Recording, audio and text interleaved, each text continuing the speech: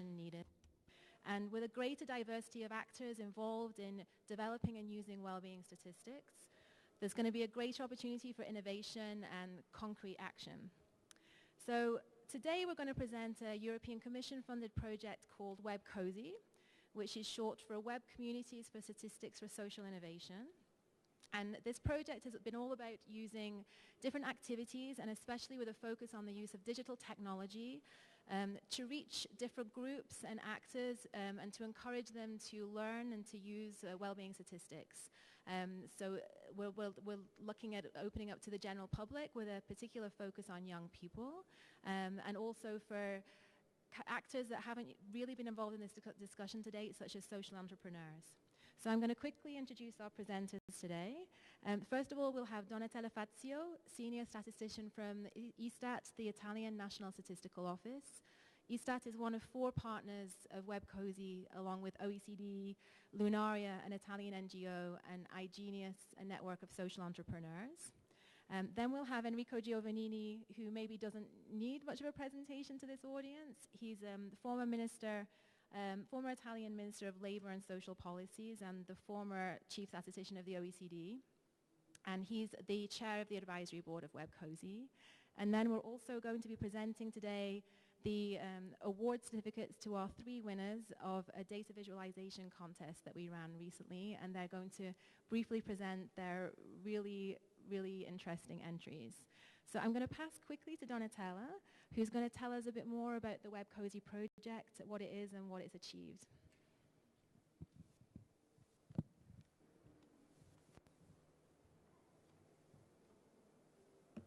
And my slides are on? Yes.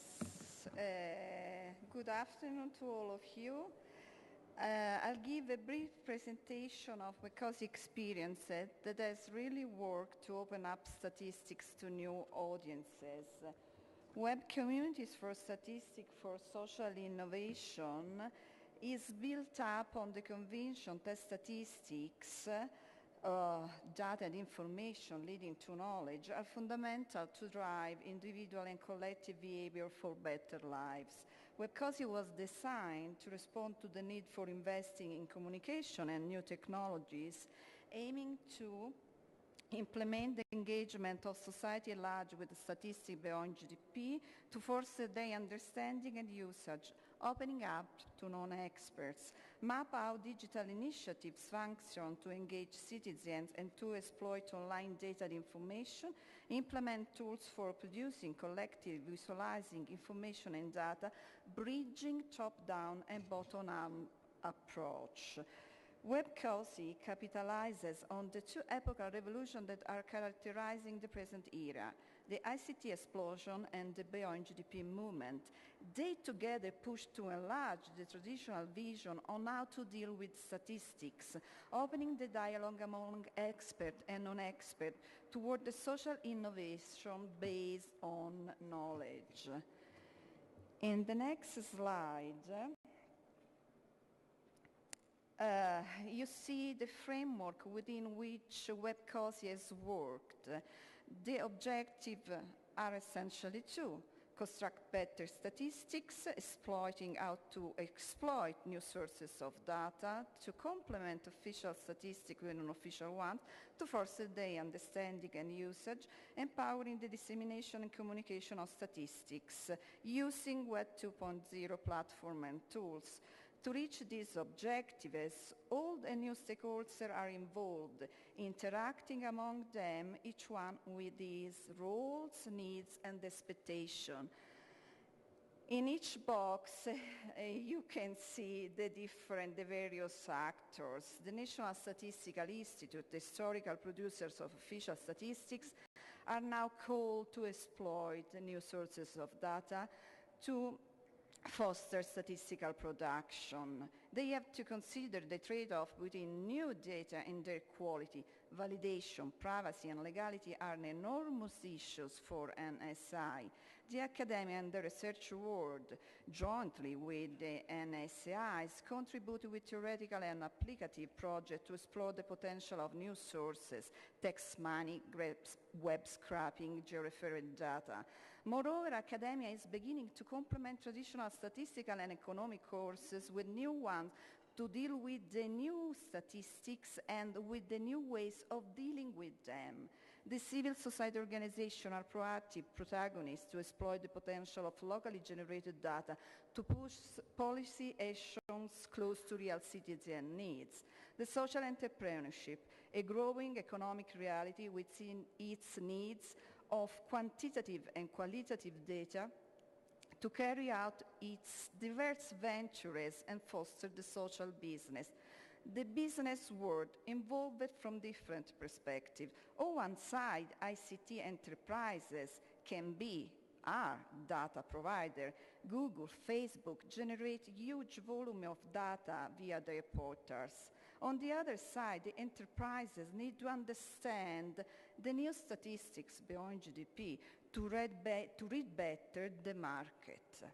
The international organization and governments with their wide and global perspective work to allow comparisons within a nation and among nations.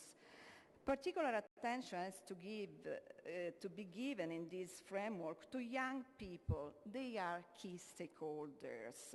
On one side, the new generation are willing to give their contribution for a sustainable societal progress. On the other side, the young people are the future constructors of information and need new training courses for new skills. Given the framework, Web-COSI has carried out a number of activities to connect and interact with the different actors.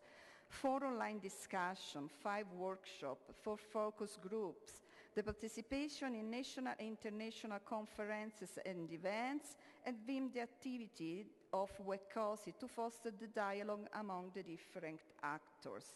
The main outputs of the project are an interactive crowdsourced map of digital initiatives beyond GDP. About 150 initiatives have been mapped so far by more than 100 of organizations. The setup of a Wikiprogress data portal when to download and upload data information on beyond GDP, the setup of a youth portal, the launch of the European Wikiprogress University Program. Moreover, the release of 6 documents which deepen the theme of web communities involvement and new technologies exploitation in the different perspectives from the key actors involved. The impact reached by Web-COSI is really notable. About 16,000 proactive participants and followers, and more than 1.5 million people informed on via social media. The debate generated was very impressive, underlying many points of strength and open issues. Exhaustive documentation of Web-COSI debate and its result is on Web-COSI website. Here I want to underline just 3 key points that arose during the debate. The need to steer somehow, the exploitation of data deluge, otherwise we risk to lose the opportunity to really exploit it.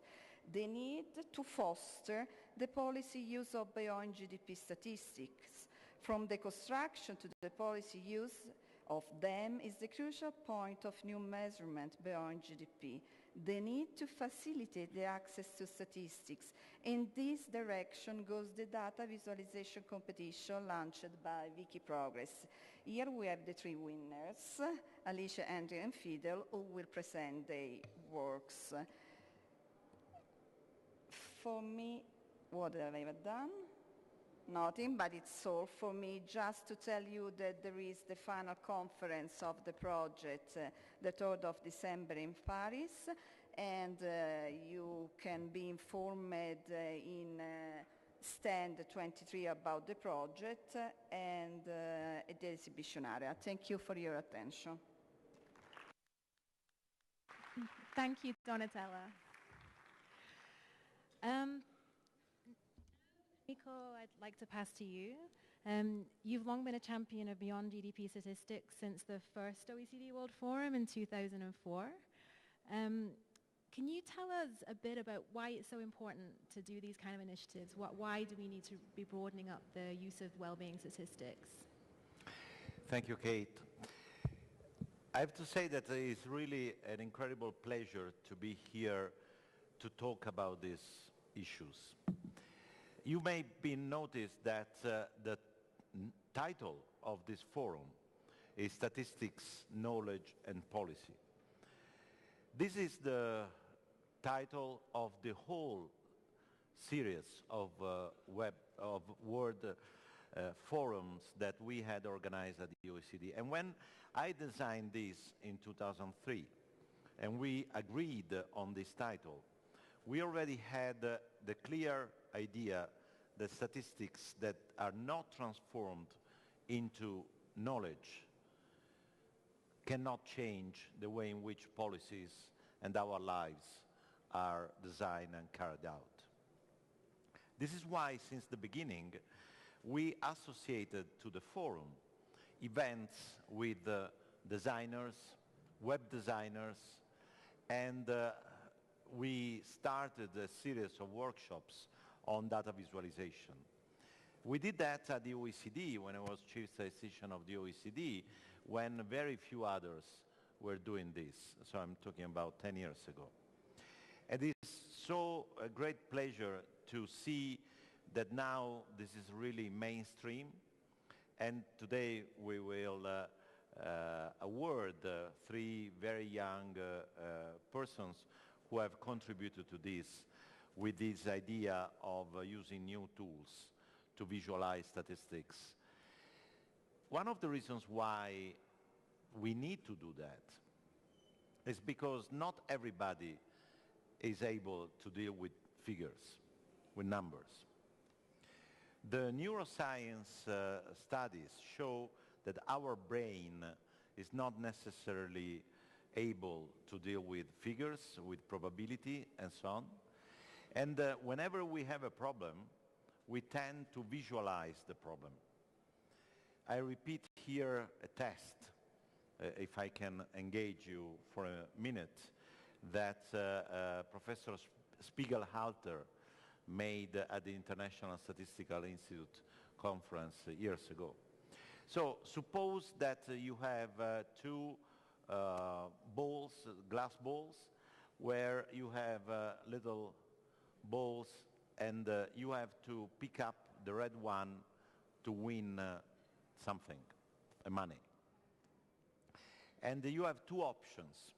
You can decide to try where there are 9 white balls and 1 red ball, or the other one where you have 8 red balls and 92 white balls. Please raise your hands if you think that would be better to try with the second, there are 100 balls. Anybody wants to raise? No? Please raise your hand if you think that it's better to do the other one, where there are only 10 balls. There are a lot of people who don't know really. The right choice is, of course, the second one, because the probability is 1/10 and the other is lower. But the reason why some people, including statisticians at the International Statistical Institute conference, choose the other is because we tend to visualize the problem. So we tend to focus on numerators of fractions and not to the denominator. And 9 or 8 balls look more than 1. Now we know through these studies that visualizing things is really very helpful to allow also to connect pieces of information that we have already in our brain. Years ago, I stimulated some young people like those who are here to think about the very famous moving charts developed by Hans Rosling.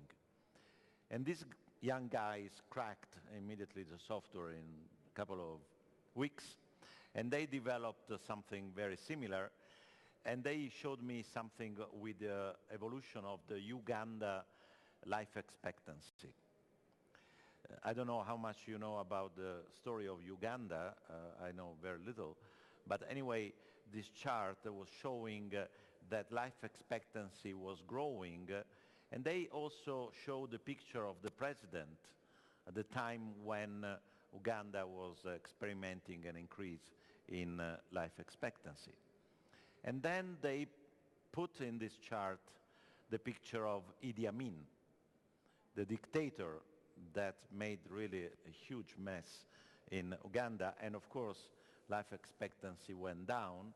And then, well, I knew about Amin, and I immediately associated his picture with those figures.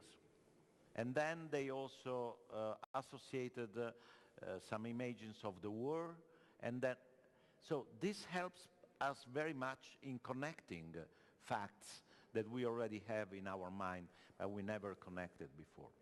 So this is why visualizing information, statistical information, is so important, and why it's so important to engage people, not only in understanding what's going on, but also in associating that information with opportunities.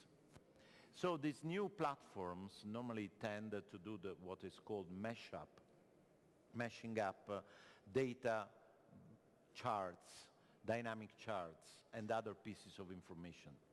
And this is what Wikiprogress was designed for. I announced the idea of Wikiprogress at the end of the Second World Forum in Istanbul in 2007. That idea came to my mind during the forum, and I announced that at the end, and then it took a few years to develop it. And now everybody's talking about this also for sustainable development goals. The idea of having a platform where you can merge official data with metadata, non-official data with metadata in order to assess the quality of this information, and also non-statistical information. It's great that the OECD has developed this very well in advance, also because we learned some lessons. For example, we were not able to have people discussing in the blog associated to Wikiprogress about the issues that the data were showing. And also at the OECD we tried other opportunities to engage people to come to the OECD website and have those classical online discussions that happen. It didn't work. Why?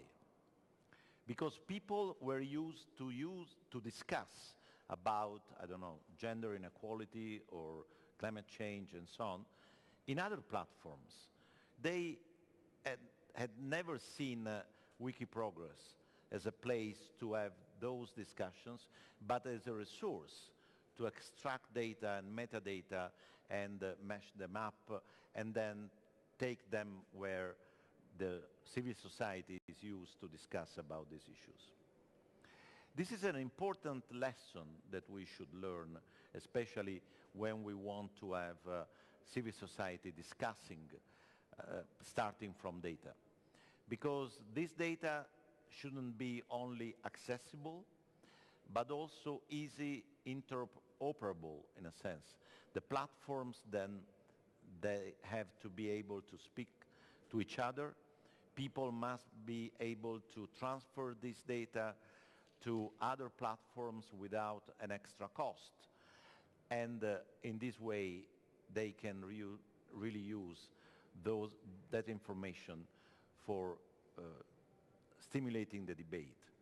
And this is where visualization is also important to tell stories. Having seen Hans Rosling, you may know, is there anyone who doesn't know Hans Rosling? Well, Hans Rosling was a professor of at the Karolinska Institute in Stockholm, and he developed this software, Gapminder, that helped in shaping up these kind of ideas, and he is maybe the best in the world communicator of statistics.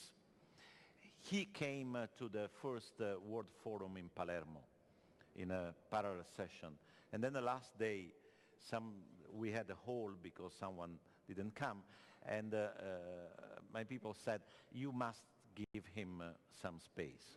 And since then, Hans became Hans Rosling. What was his idea? That we have to develop a new language, starting from statistics, but telling stories. And telling stories is not so easy, I can tell you.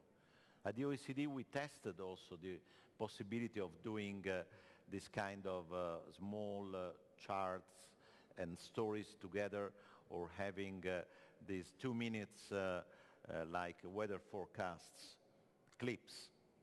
It's not easy. It's not easy because you need analytical capacity of extracting stories from data. But the beauty is that now, through collective intelligence, this is much easier. And so I think, just to conclude, that today we are not only celebrating what has been done since Palermo, but also showing concrete cases that demonstrate that those ideas were not only really pioneering in a sense at the time, but are absolutely fundamental today. Let me just make a last remark on this. Statisticians thought for a long time that their job was just to produce data, then disseminate data, and that's it. Of course, statisticians are also very worried about the use of data, because not everybody can really cope with this information. And one day, discussing with Hans Rosling this kind of issues, he said, yes, we also in Sweden are aware of this, but we call this freedom. And I think that there is an interesting point here, that if we, the specialists, think that we are the only ones who can really understand what's going on, I think that we are losing a great opportunity. Years ago, I had the opportunity, I was at the Museum of Regina Sofia in Madrid, and there was a fantastic piece of Dalí, Salvador Dalí. And I was looking at that, trying to understand. And then a classroom of 5-year-old kids came, and the professor said, okay, now, here, sit here and tell us what you see. And I was listening to them, and they were seeing things that I couldn't see. Then, of course, listening to them, I discovered what was in Dalí's work that my old eyes couldn't see. This is why we need the engagement of young generations. And I think that now we have these opportunities, taking some risks, but also is something that we shouldn't try to stop, on the contrary. And education, statistical education, numeracy, is so important, because this is what the world will be more and more about. Dealing with data will become a fundamental skill, not only for understanding the world, but for running new businesses and educating others, and so on and so forth. So I'm very pleased to be here today, and I think that now is time to learn from the new developers. Thank you. Thank you, Enrico. I think that really the point of the Web-COSI project, as you said, is to make everybody a statistician in a way. While that might sound like I was going to say it might sound like a terrifying prospect. For statisticians. But what we want to do is involve all kinds of people in the different processes of the statistical process. So as data producers, we'll we'll be talking a lot about big data actually and crowdsourced data in a session you'll be chairing tomorrow. So encouraging people to produce data through crowdsourced means, or as you're saying, even just becoming more literate in terms of statistics to be able to judge more critically the different sources of data that we're being bombarded with. But also to introduce people who don't necessarily come from that world. And so to transition into that, we're going to present the awards to our 3 DataViz winners. This might seem like an exercise in sadism to run a competition and then as the prize have the prize winners to come up and do a public speaking event, but they've been very good sports and they've all agreed to not only come here to receive their awards, but also to speak for a few minutes about their different excellent designs. So I told them it was going to be a surprise in which order we were going to award them, but I'm going to invite Enrico up to the podium so that we can award the certificates. So first of all, Alice.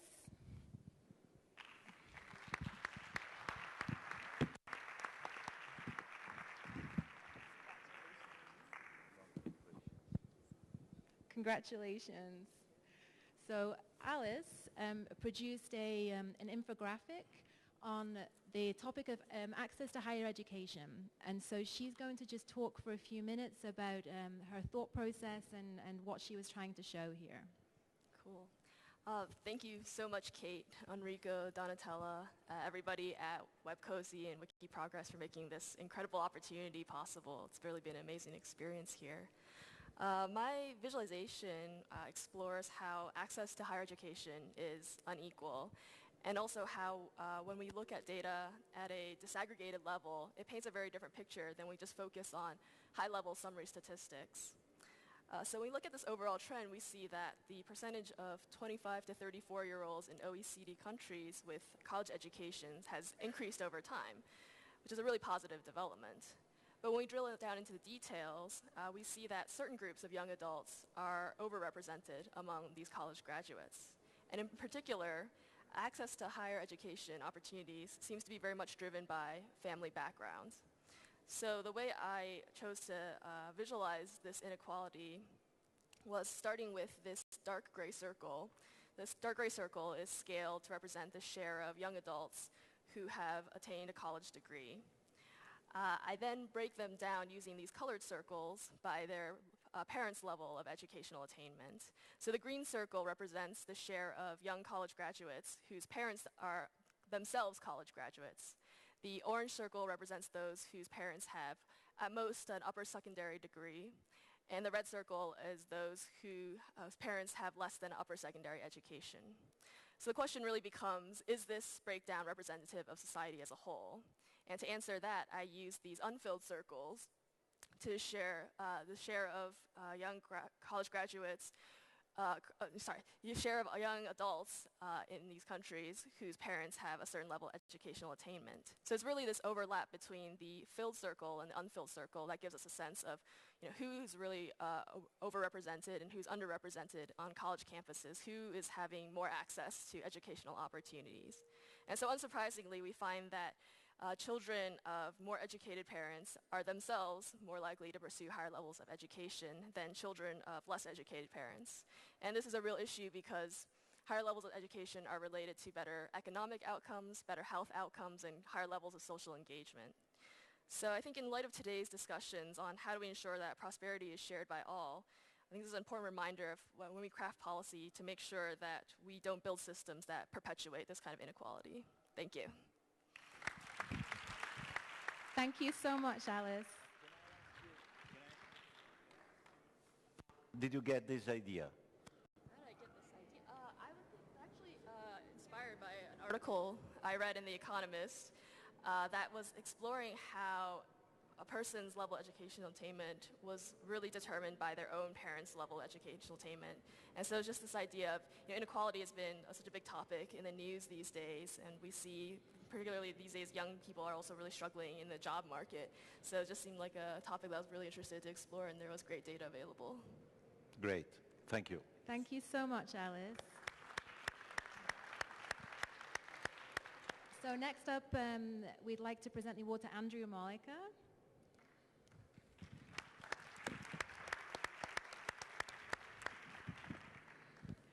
So Andrew is going to present his data visualization, which actually is about regional well-being in Mexico, which you might be aware there's a launch going on in one of the other rooms at right this moment. So they've got some competition. Yeah, so first I'd like to thank Web-COSI and Wikiprogress, OECD, for putting this whole thing together. It's a great opportunity. The clicker. Is it too low? Okay, well, I'd like to thank Web-COSI and Wikiprogress, if you guys didn't hear that. It was a great opportunity, and I'm really excited to be here. So when I heard about the contest and I started thinking about it, I kind of developed two goals that I wanted to explore in my visualization. First, I wanted to look beyond country-level statistics, and I wanted to look beyond GDP as a measure of well-being. And so for the first one, I wanted to kind of look within a country and look at regional distributions of well-being, regional inequalities, things like that. And for the second one, looking beyond GDP, I wanted to look at kind of the multi-dimensionality of well-being. So looking at health, education, housing, job, and stuff like that. And so, I don't know. It's an interactive visualization. Oh, here we go. So this is the visualization. And if you can kind of make it out, it's actually a map of Mexico. And so each square is a municipio of Mexico. And larger squares are larger populations. So these large ones, that's Mexico City, Guadalajara. Those are larger municipios. They might be, in the millions of population. Whereas these smaller ones might be down to 3,000 people. So I scale each municipio based on the size of the municipio.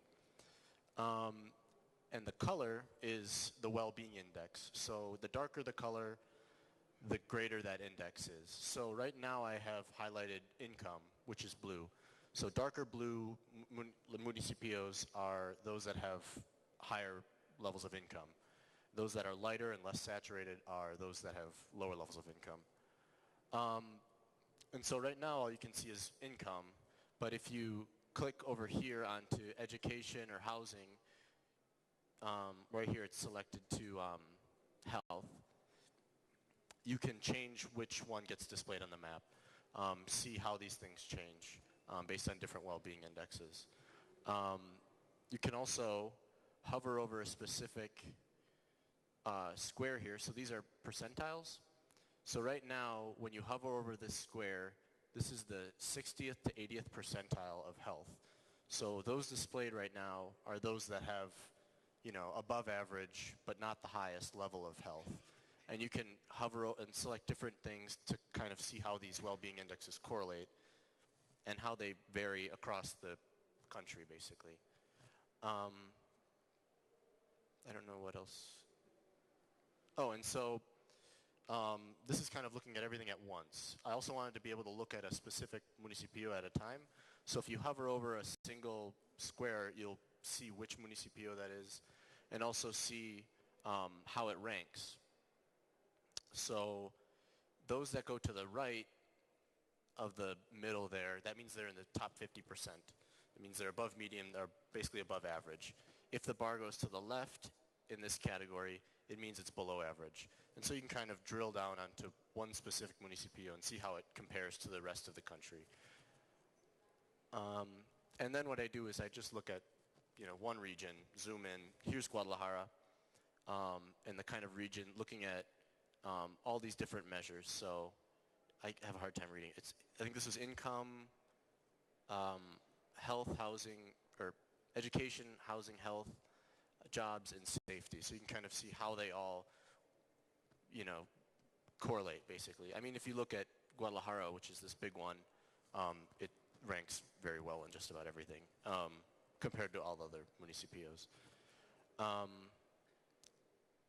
And so, yeah, I guess that's my visualization, I thought that, that's something that doesn't get communicated enough. Is we often just look at one country and we just look at one measure, GDP, to measure how it's developed. But in reality, there's a ton of diversity, a ton of inequality within countries, and also with various measures of well-being. So there's my project.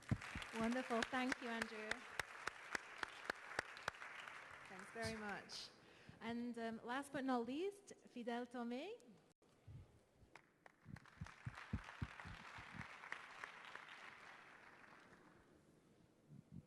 Congratulations. So Fidel is about to, will describe his data visualization, which is looking at immigration and well-being.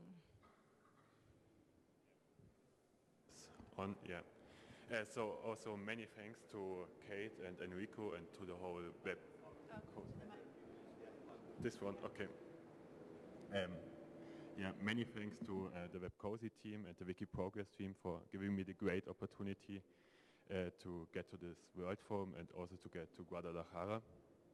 As Kate also already told you, it's about my visualization is about seeking a better life, and the voice, it's louder. Okay. I tried to look at the well-being statistics, to be exact, at the Better Life Index, at the OECD Better Life Index, and compare it to the migration statistic from the International Migration Database to kind of explore what relations there exist, but also of course to kind of pose the question what other reasons may be there to seek a better life, to leave your own home country and emigrate into another country.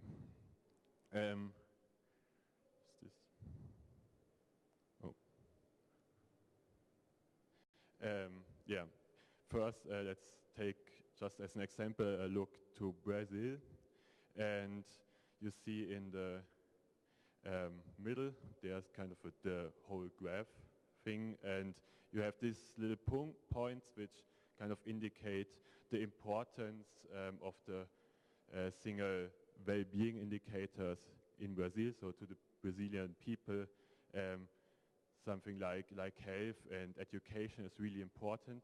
And then you see on the outer circle where people are moving. And what's kind of interesting is that many people are moving to Portugal.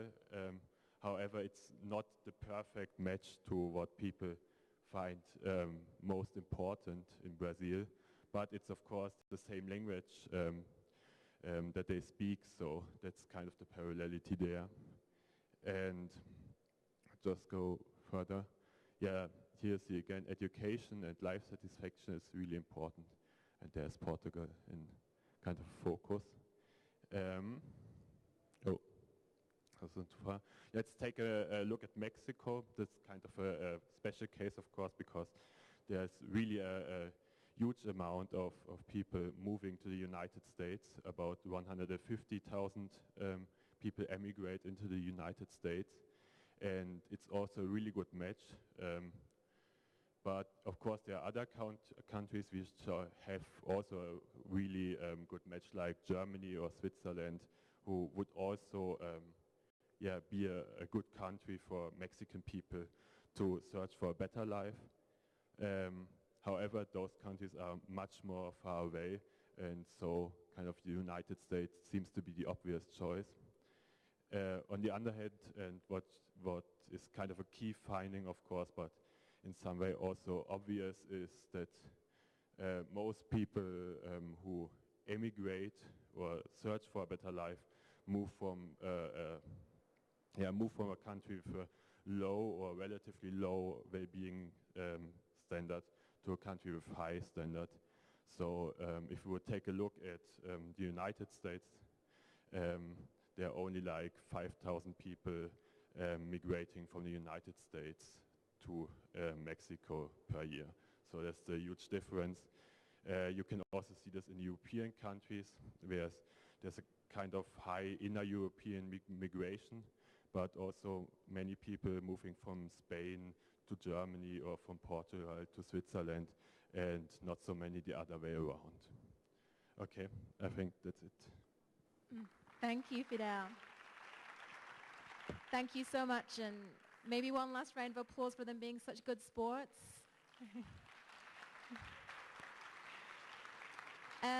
You're also encouraged to visit the Wikiprogress and the Web-COSI stands because Fidel and Andrew's visualizations, I'm not sure if it was clear, but they're interactive, so you can play around with them and try them out for yourselves.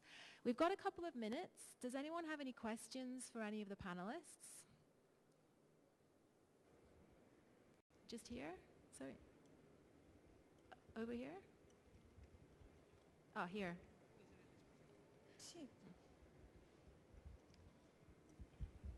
Thank you, and thank you for the really fantastic presentations. A question really for the panelists and perhaps for Enrico too. What advice would you give to someone who perhaps doesn't have a great deal of resources, etc.? What advice would you give them as to how they should do that kind of exercise that we've just seen? How would they visualize data? Well, I think that the answer is very easy. For example, go to the OECD website where you have Explorer available, which is a software that we developed some years ago, where you have several visualizations, dynamic visualizations. You can import your own data and then play with that and then export. But there are many other places where you can do that, and so the software is really now available in many cases. Then the other thing is learn from the best. And you have some websites that point you to the best experiences. I like very much, for example, what The Guardian is doing with data journalism, with the New York Times has been doing for years, also using some of the OECD tools, transforming a dynamic web tool into a static page. Can you imagine something like that? Well, they made it. So there are now a lot of experiments like this, tools available also at very low cost or no cost at all. Thank you. Any other questions? Just one last one over. Okay, one here and there and then, okay. Oh, no, sorry, just here first.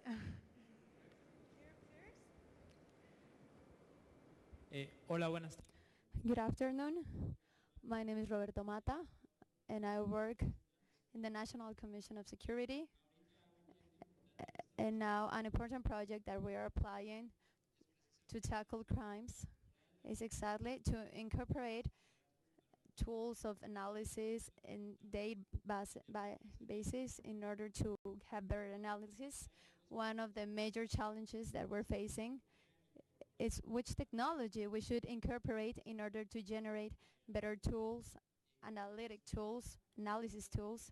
Like you said, there's been a major evolution in software to generate analysis. For example, some years ago to have tools like Gapminder was very expensive.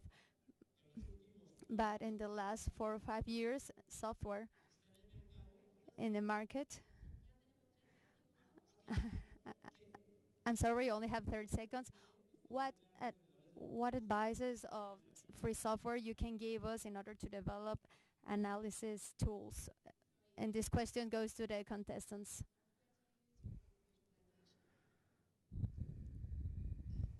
Well, personally, I think if you're doing interactive data visualizations, I think it's really easy to do things in the web, web-based things, because the browser is kind of built for that. So I use a lot of JavaScript libraries like D3, which is all free. It's kind of a high learning curve, but I think you have a lot of freedom in that way. And there are a lot of examples that you can freely, borrow from and use. So that's my experience. But I also use R with ggplot. That's a free piece of software. That's very good. I think that there are a lot of resources on the website that I think the Guardian data blog is a good place to start for ideas and then go from there. I'm really sorry, I think there were quite a few more questions, but what I would do is encourage you to track down the winners or go to the Web-COSI or Wikiprogress stand, because I think we're going to have to finish there. So thank you very much, and have a nice afternoon.